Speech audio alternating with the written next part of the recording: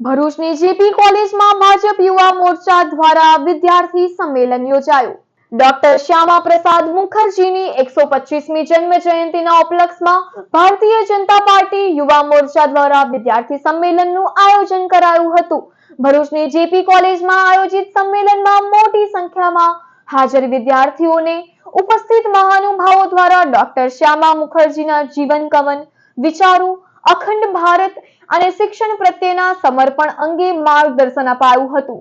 ભાજપ યુવા મોરચા દ્વારા વિદ્યાર્થીઓમાં રાષ્ટ્રભાવના જાગૃત કરવા અને દેશના વિકાસમાં સક્રિય સહયોગના ઉમદા હેતુ સાથે યોજાયેલ સંમેલનમાં ડોક્ટર શ્યામા પ્રસાદ મુખર્જીના જીવનમાંથી પ્રેરણા લેવા આહવાન કરાયું હતું.